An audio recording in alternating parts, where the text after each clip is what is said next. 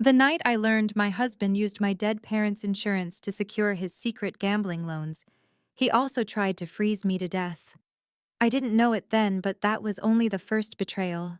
Snow slammed against my bare legs as he shoved me onto the porch in just a nightgown, his voice slicing through the door. Go back to your parents, Emily. If they'll even take you. But what Mark didn't know was the warm light across the street belonged to Eleanor Hayes, his founder's widow. And when she opened her door for me, she didn't just save my life. She lit the match that would burn his entire world down. Before I go any further, tell me where you're watching from. And hit like and subscribe if you've ever been betrayed by someone you trusted. Because what happened after that night didn't just expose my husband's lies, it dragged me into a truth I never saw coming. People assume abuse starts with screaming or bruises. Mine started with silence. The kind I grew up with, the quiet, polite kind. My parents weren't cold, they were just distracted people living small, tired lives. I loved them, but I spent a lot of my childhood being almost noticed, almost seen, almost chosen. I still remember being 8, sitting at the dinner table, clutching a blue ribbon I'd won for a school art contest. I tried to show it, waited for the right moment, waited for someone to ask. But dinner came and went, dishes clattered, the TV hummed in the background, and no one ever saw the ribbon tucked under my plate. I swallowed the disappointment and told myself it didn't matter. I didn't know that small ache would one day make me vulnerable to a man who knew exactly how to fill it. Years later in college, I walked into a crowded birthday party, and that same ache flared up, loud music, louder people, the kind of chaos that makes an introvert search for the nearest exit. I slipped toward a window to breathe. That's when Mark appeared beside me, confident, polished, charming in a way that felt intentional. You look like you're planning your escape, he'd said with a grin. I laughed and his eyes lit up like he'd won something. He asked questions, not generic ones, but the kind that made me feel studied. Where did you grow up? What were your parents like? Do you still draw? He listened like my answers mattered. I fell fast, too fast. The cafe he took me to on our third date was warm and cluttered, a mismatch of chipped mugs and soft jazz. He held my hands across the table and said, "You're safe with me, Emily. You'll never be invisible again." I didn't know that line would become the cruelest lie he ever told. Then came the phone call that cracked my world open. A drunk driver, a late-night movie, two parents who never came home. Grief hollowed me out. Mark stepped in quickly, arranging the funeral, visiting every day, cooking, holding me when I cried. He became the only solid thing in a suddenly empty world. I clung to him like someone drowning grabs the nearest branch, not realizing it's already breaking. I dropped out of school. I took a job at Karen's bakery, flour-dusted mornings, warm ovens, cinnamon air thick enough to hide in. It was supposed to be temporary, but the routine saved my sanity. Mark loved that I leaned on him. He loved it a little too much. The first shift in him was barely noticeable. "Why is Zoe texting you so late? You spend an awful lot of time at that bakery. You don't need to work. I can take care of everything. Not dangerous yet, just controlling enough to make me adjust myself to avoid tension." I told myself it was stress, love, habit, anything but a warning. We married the following year. A small courthouse ceremony, just us. If I'm honest, I think he preferred it that way, no friends of mine to witness anything, no family to ask questions. I had no one left but him, and he liked that arrangement. After the wedding, things changed faster. Money became his responsibility, which quickly turned into his control. He gave me a weekly allowance. He kept spreadsheets of our expenses, then mine. If I bought the wrong brand of toothpaste, he'd frown and say, "Emily, be smarter with our finances."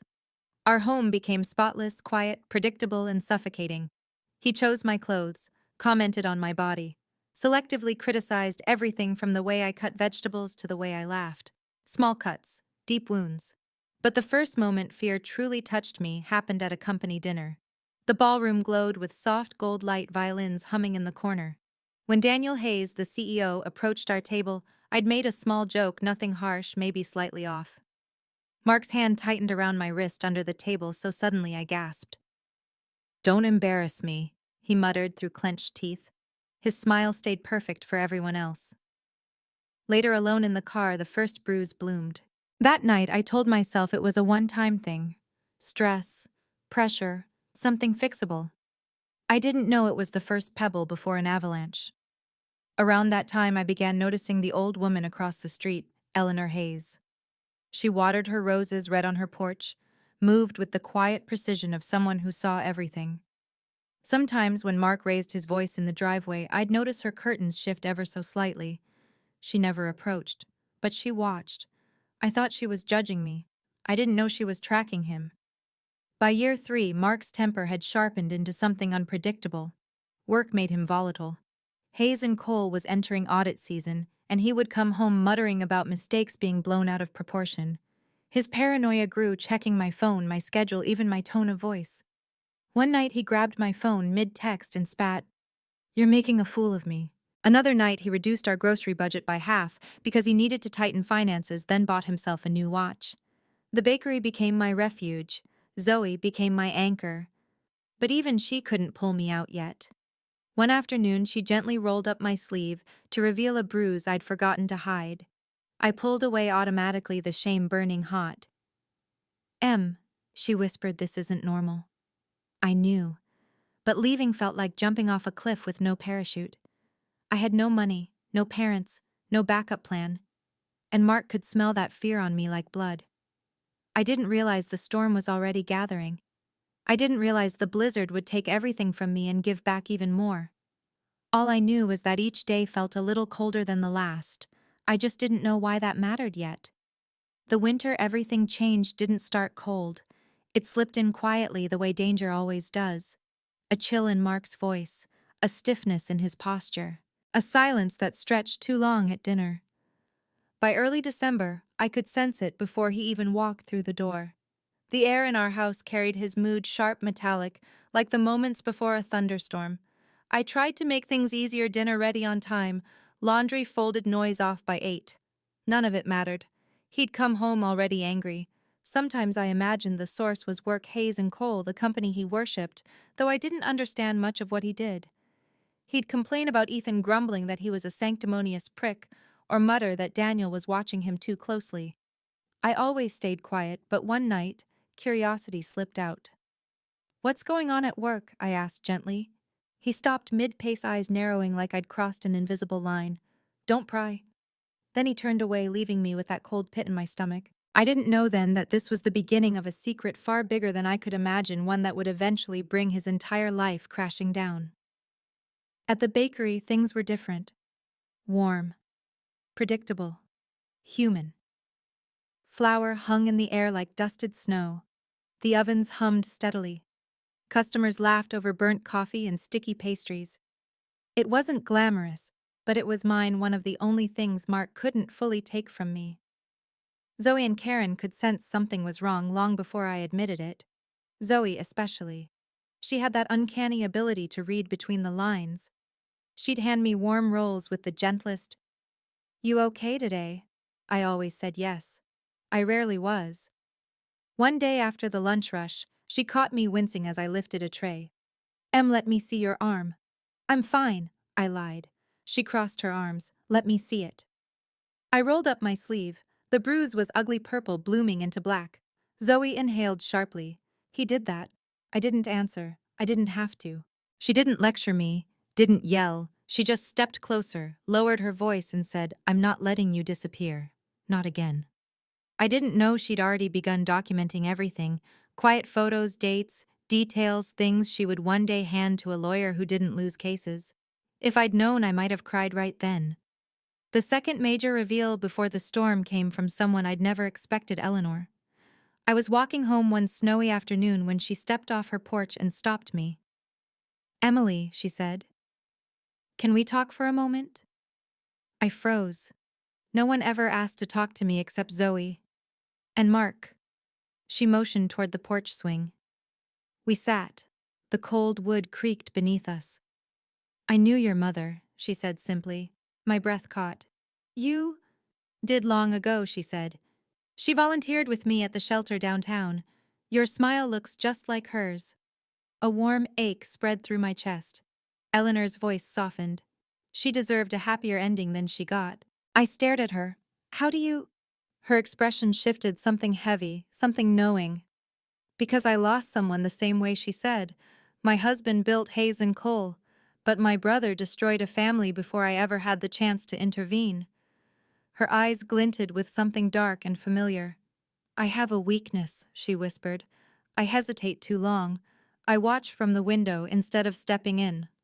I promised myself I would never let that happen again. A tiny, fragile part of me wondered if she meant me. Before I could ask, Mark's car pulled into our driveway with a violent skid. Eleanor's entire posture changed, tense, calculating. Go, she murmured, before he sees you here. I hurried home. The moment Mark shut the door, he snapped. What were you talking to her about? Just the weather. I lied. He stared at me too long. Later that night while he showered, I stood at the window and looked toward Eleanor's house. Her light was on. She sat at her dining table reading, yet her eyes kept drifting toward our house, cautious, alert.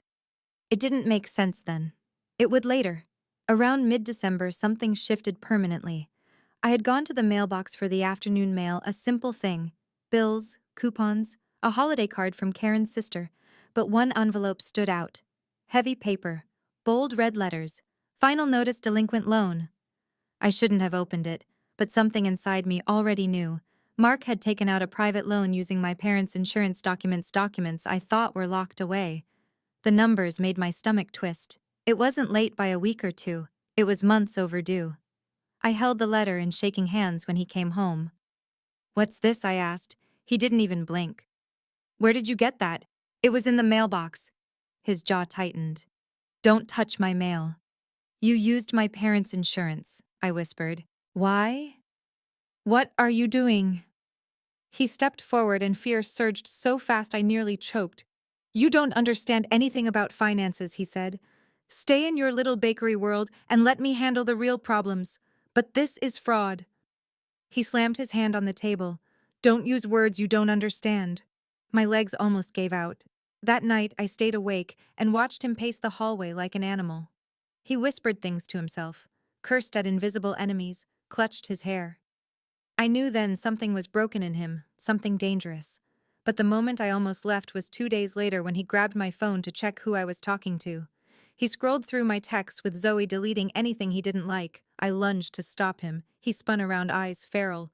You hiding something? No. You're lying. He pushed me, not hard enough to bruise but hard enough to warn. I stumbled against the wall, breath shaking. That was when I realized this wasn't stress.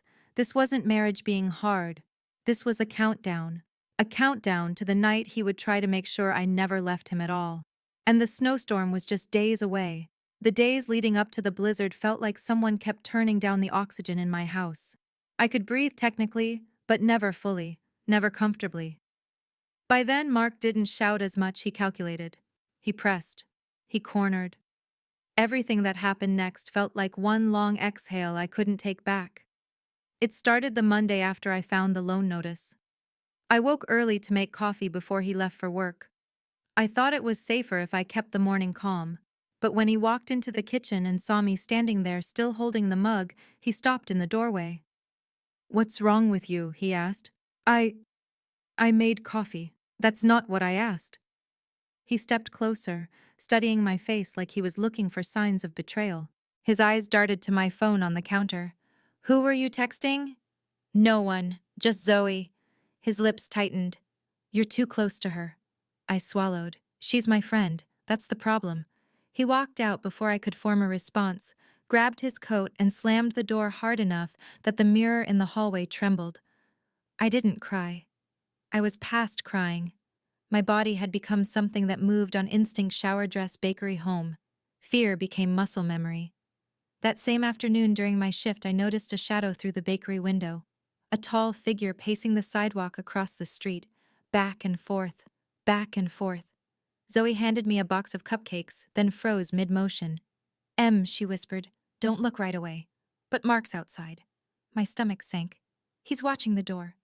Zoe continued, why I forced myself to breathe. I don't know. She threw the towel down. Do you want me to tell him to leave? I swear I will. No, I said quickly. He'll make it worse. We pretended to keep working, but I could feel his eyes like heat through the glass. He didn't come in. He just observed, evaluated. When I got home that day, he acted like nothing happened. That was somehow worse. 2 nights later, I woke to the sound of drawers opening, metal scraping, papers shifting. Mark was in his office, light on, voice low. He was on the phone. "No, listen," he hissed. "If anyone asks, those files were archived months ago. You understand me, archived?" Pause. "No. I'm not taking the fall for this." I stood in the hallway, heart pounding so loud I worried he'd hear it. When the floor creaked under my foot, he whipped his head toward the door. "Emily," he snapped. I froze. He stepped out, chest rising and falling too fast. His shirt was wrinkled hair, wild eyes bloodshot. "Were you listening to me?" "No," I whispered. "I was getting water." He stared for a long, silent second.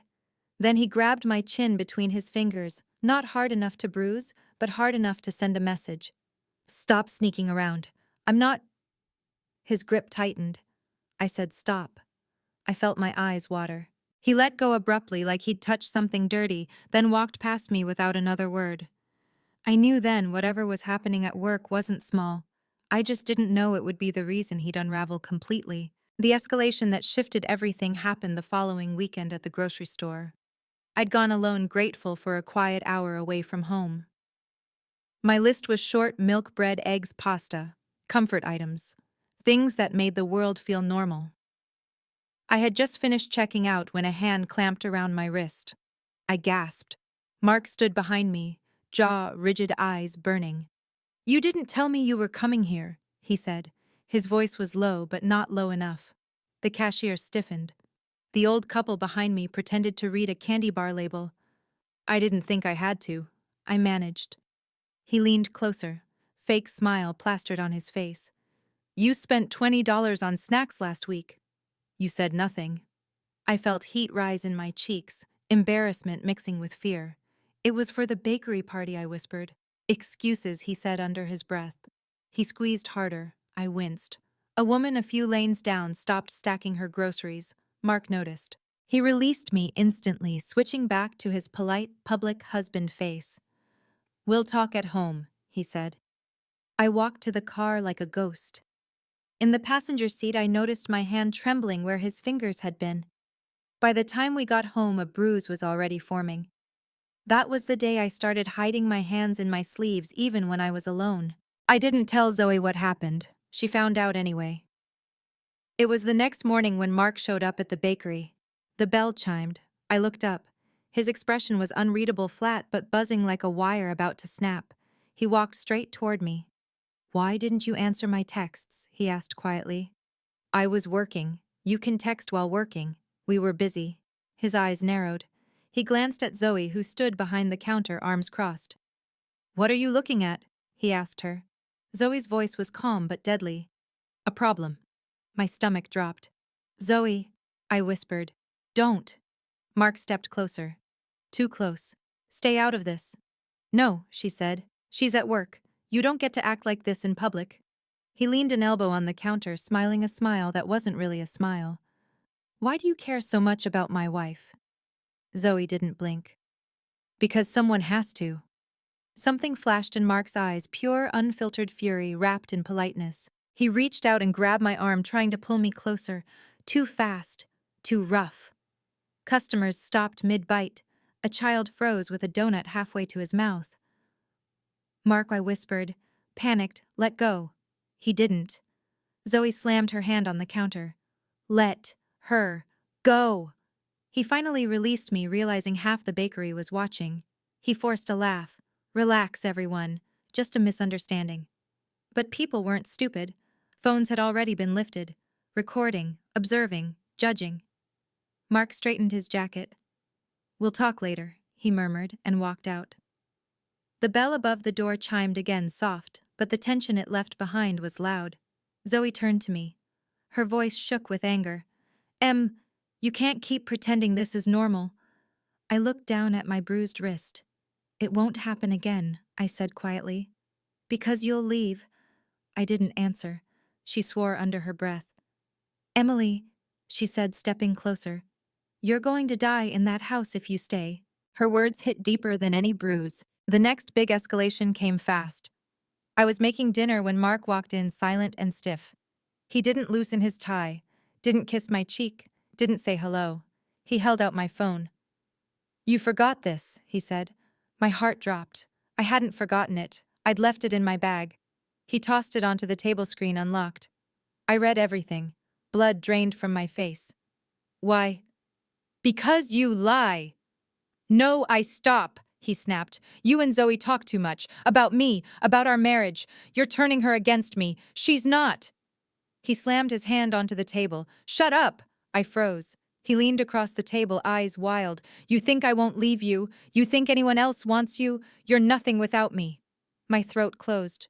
Mark. He straightened, inhaling sharply through his nose. We're done with this conversation. But conversations never ended with him. Only pauses. That night, he paced the hallway until 3 a.m., muttering about internal audits and traitors inside the company. At one point, he said, if they pull the backups, I'm screwed. He didn't know I was awake. He didn't know I heard everything. And he didn't know someone else was listening too from the yellow-lit window across the street. The escalation that finally tipped him over the edge came the morning before the blizzard. He showed up at the bakery again, but this time not to intimidate me. This time he begged. He cornered me near the storage room, eyes frantic. Emily, he whispered, I need you to delete something. What, an email? On your phone. It could ruin me. My blood turned cold. What email? The one from Ethan. The one about the report. He grabbed my shoulders. Emily, if Daniel sees it, I'm done, I whispered. Mark, what did you do? He stared at me, chest rising too fast. I protected us. I did what I had to do. I shook my head. This is criminal. His fingers dug into my arms. Then you're going down with me. Zoe's voice cut in from behind. Let her go! Mark froze, turned, and for one terrifying second I thought he would hit her. He didn't. He backed away slowly, eyes locked on mine. We'll talk tonight, he said. It sounded like a threat, not a plan. And that night, the storm rolled in. Literally, and inside our house. By the time midnight hit, the blizzard was screaming around the walls. Snow hammered the windows, wind shook the porch, and Mark finally snapped in a way I didn't even know was possible. I didn't realize it then, but everything he had been hiding, from his gambling to the fraud to the panic, was about to break open. And I was standing right in the center of it. The night of the blizzard didn't erupt. It cracked open slowly like ice splitting under pressure. I'd felt it coming all day. Mark moved through the house like a man being hunted, except the predator wasn't outside. It was his own guilt snapping at his heels. He barely spoke at dinner. He just sat there, tapping one finger on the table, eyes darting from the window to me to the hallway, where his briefcase sat like a ticking bomb. Each time the wind hit the house, he flinched. When the storm sirens wailed outside, he finally stood. Where's your phone? He asked quietly. In my bag. He didn't blink. Give it to me. I froze. Why? Because I asked. My pulse thudded in my throat. Mark. No. He stepped around the table with a slowness that scared me more than his shouting ever had. Emily, he said, I need to know you're not talking to anyone. About the company. About me. I'm not, I whispered. He snapped. Not loudly, sharply. Don't lie. He lunged, grabbed my bag, dumped its contents across the floor, lip balm receipts, a stale granola bar. My phone. He snatched it, unlocked it, scrolled fast. The storm outside howled, slamming snow against the windows so hard the glass trembled. Mark's breathing matched the wind, fast, sharp, uneven. You deleted the email, he said. What email? Don't play stupid. I took a step back. I didn't delete anything. He stared at me like he was trying to decide whether I was lying, or whether he was losing his mind. Then he threw the phone so hard it hit the wall and clattered across the hardwood. You think you're better than me, he spat. You think you're smarter. You talk to Zoe. You talk to the neighbor. I don't. You do, he shouted, the first real scream of the night. You've been making me look insane. His voice cracked on the last word. That's when I realized he wasn't just furious. He was terrified. Not of me, but of whatever Hayes and Cole had uncovered. He grabbed a stack of documents from his briefcase, charts. Spreadsheets, printed emails with things blacked out. He threw them onto the table. They think I stole money, he said, pacing. They think I forged approvals. They think I altered reports. He stabbed a finger toward me. You did this. My stomach dropped. I didn't say anything. You talked to Daniel. No. You talked to Ethan. I've never spoken to either of them. You're lying. The wind shrieked across the roof. Snow slammed into the siding. The house creaked like it might break apart. Mark's voice dropped to a whisper so cold it felt like a blade. You ruined my life. He took a step toward me. Only one step, but it was enough to make my entire body lock. I didn't, I whispered. His jaw twitched. And then he smiled. Not a warm smile. Not a sad one. A smile of someone who had decided something final. You know what, he said softly. Maybe we need a reset. A reset. He nodded slowly. You need to remember who's in control. That was the moment dread settled in my chest like cement. He walked past me, opened the front door. The storm roared inside instantly, wind ripping through the hallway, snow spraying across the floor cold, clawing up my legs. Mark, close it. He didn't. He just turned eyes calm. Go outside. I shook my head. No, Mark, please. Go. I stood frozen. He grabbed my arm, dragging me toward the porch. I clawed at the doorframe, but my fingers slipped.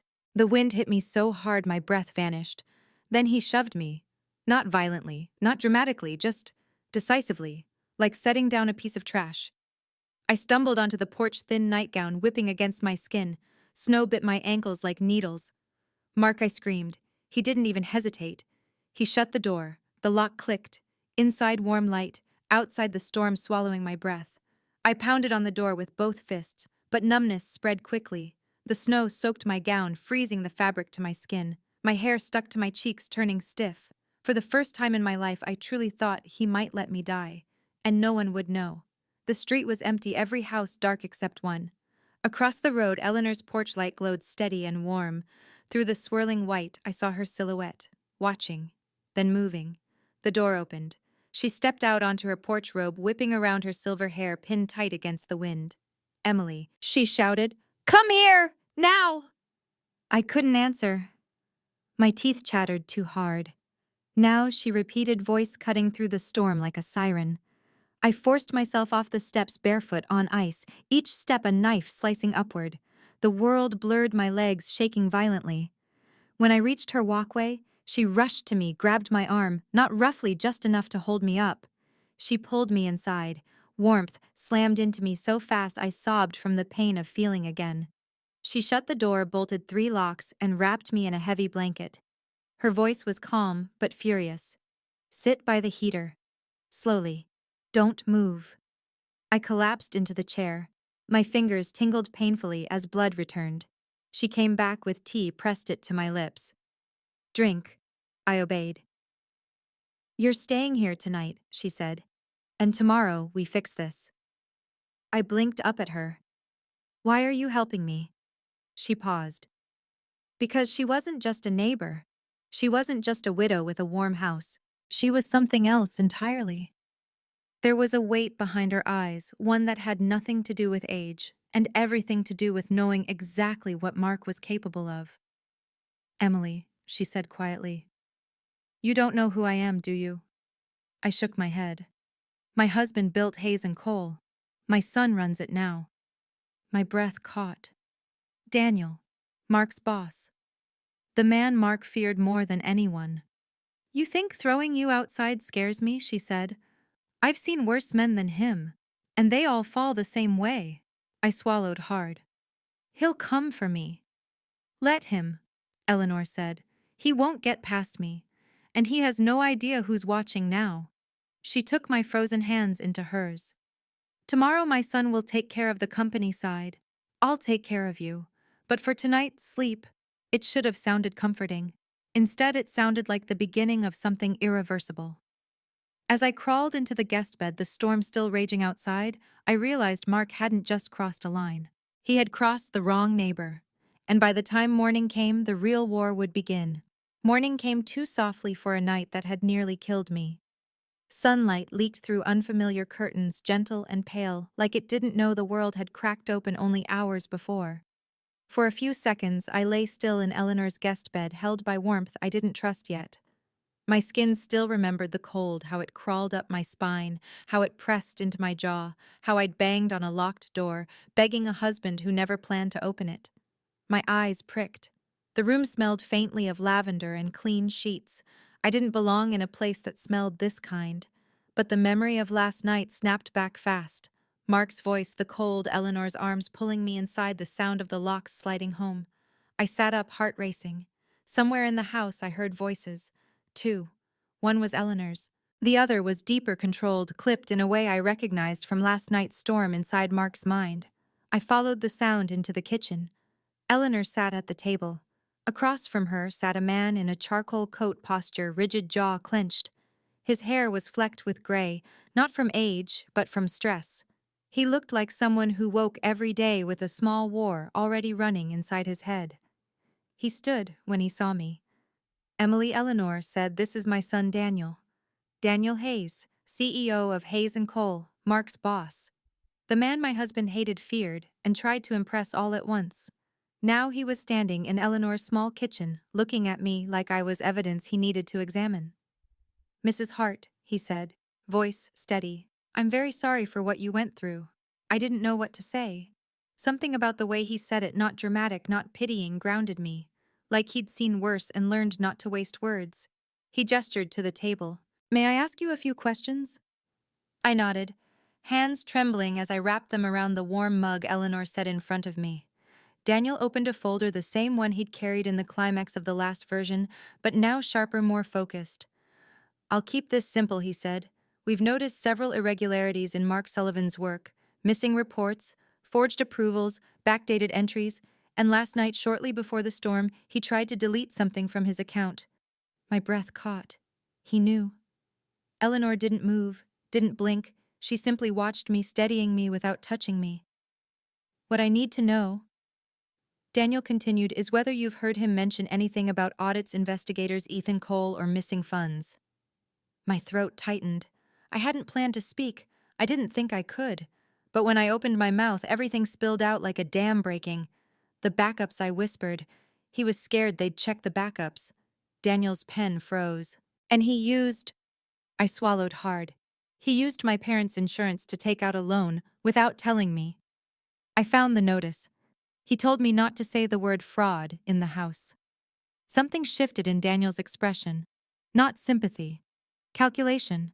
Determination. The kind of look that meant someone's fate had just been sealed. "That's enough," he said quietly. "More than enough." He closed the folder like a verdict. "He'll be terminated today. And after what you've told me, the board won't hesitate to move forward with an internal investigation. If we find what I think we will." He didn't finish. He didn't have to. Eleanor placed her hand over mine. "You're safe here until then." Safe. I wanted to believe it.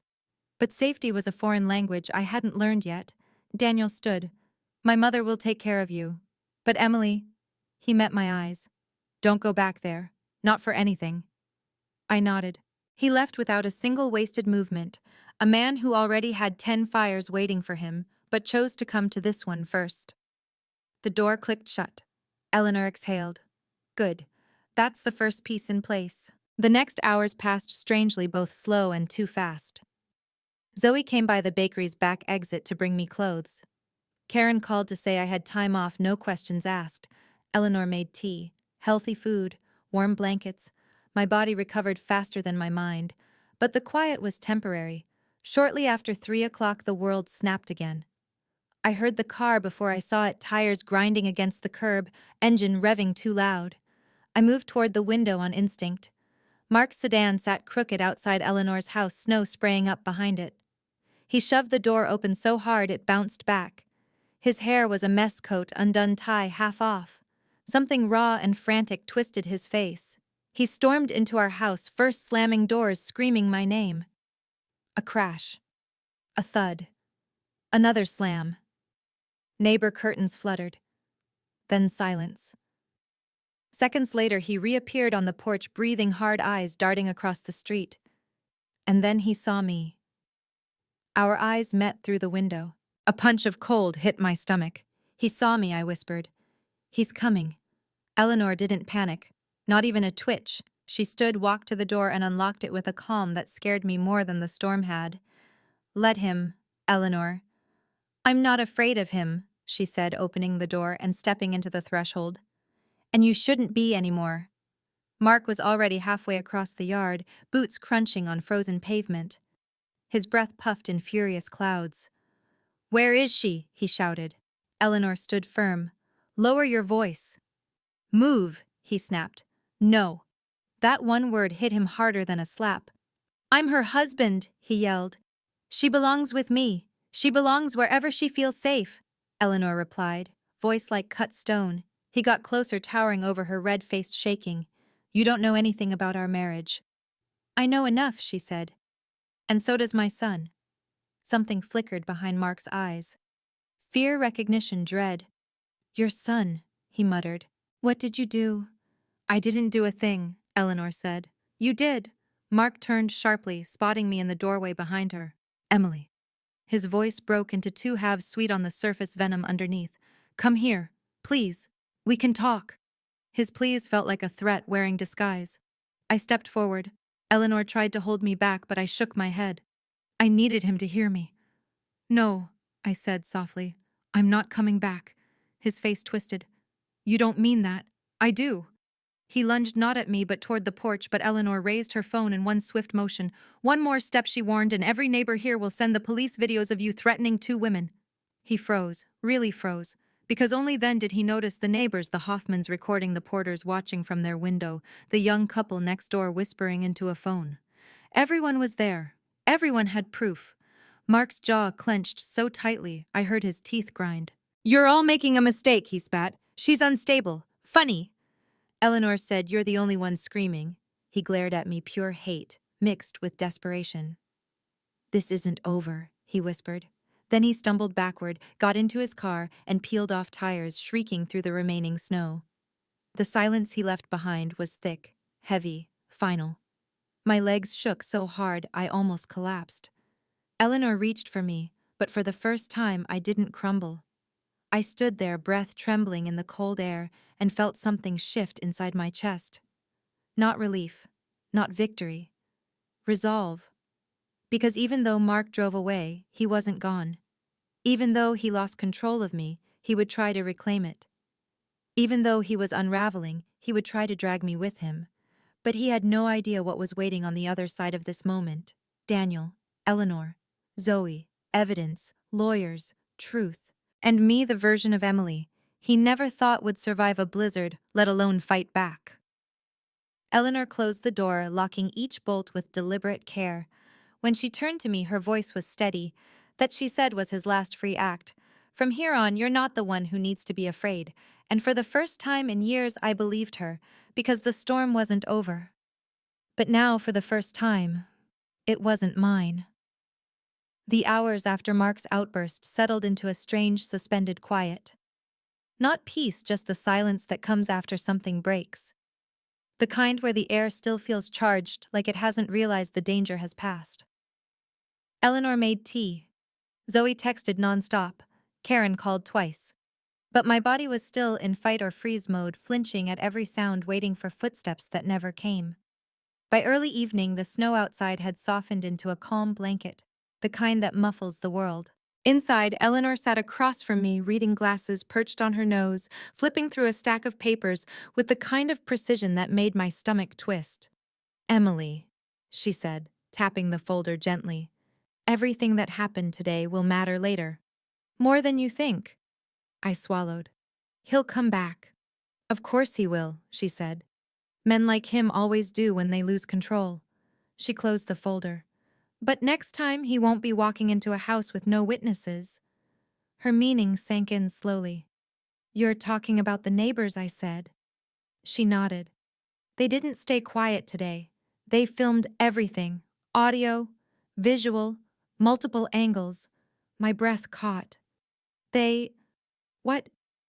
They've heard the fights for months, she said. Some longer. People notice more than you think. They just wait for someone to ask for help. I shook my head. I didn't ask. You didn't have to, she replied. Your truth asked for you.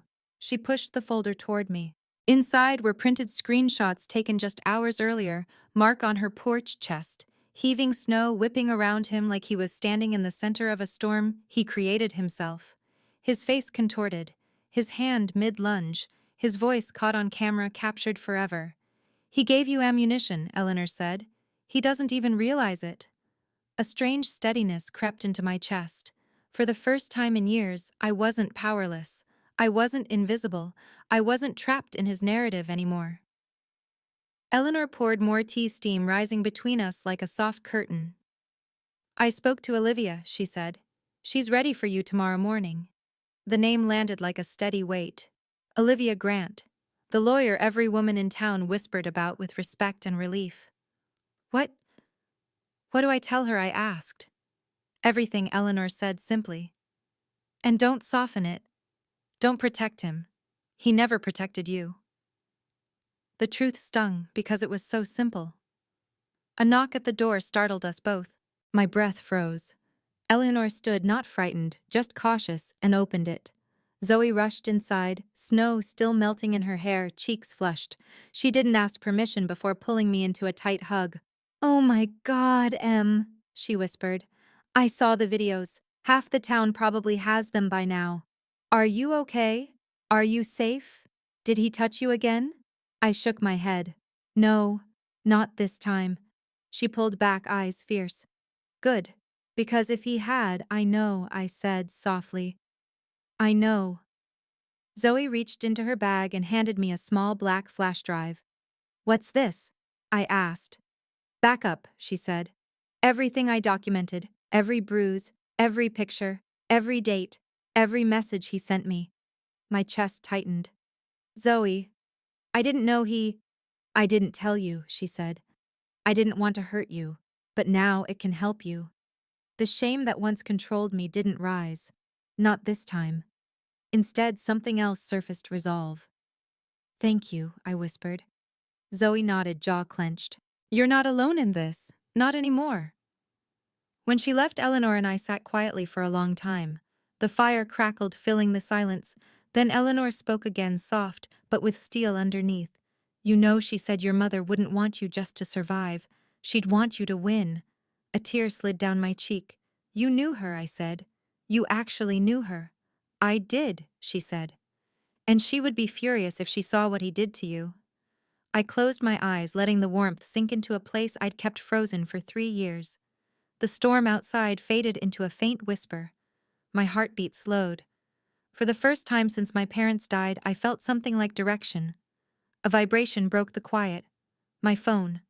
A new email notification lit the screen. I reached for it cautiously, half expecting another threat, another demand, another crack in the world. But it wasn't Mark. The sender line made my breath catch. Women Rise Foundation. Subject: invitation to speak, winter recovery event. I opened it. "Hi, Emily. Your story was shared with us through a confidential community channel. We host support events for survivors, and we believe your voice could help others. No pressure, only when you're ready. If you'd like to talk, we're here." I stared at the words until they blurred. Eleanor leaned over, reading my expression more than the screen. "Well," she murmured. "Look at that. I'm not ready to speak publicly," I whispered. "Maybe not today," she agreed. "Maybe not tomorrow. But one day, and sooner than you think, you'll realize your story doesn't end with survival." She folded my hand inside hers, warm and steady. "It begins with what you choose to do next." The fire crackled louder, a log dropping and sending sparks drifting upward. For the first time, those sparks didn't look like danger. They looked like possibility. Mark thought the storm had broken me. He thought leaving me in the snow stripped away everything I had left. He thought fear would keep me quiet. But what he didn't know, what he could never understand, was that he had handed me every weapon I needed. Evidence. Witnesses. Truth. A lawyer who doesn't lose. A community ready to speak. A neighbor with a spine of steel. A friend with receipts.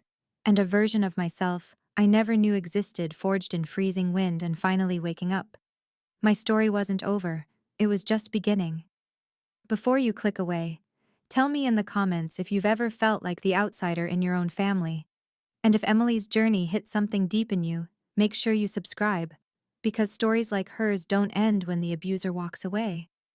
They continue in courtrooms, in quiet apartments, in late-night emails from people who finally decide they're done being silent.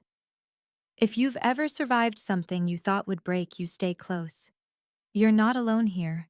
And this story, it isn't over.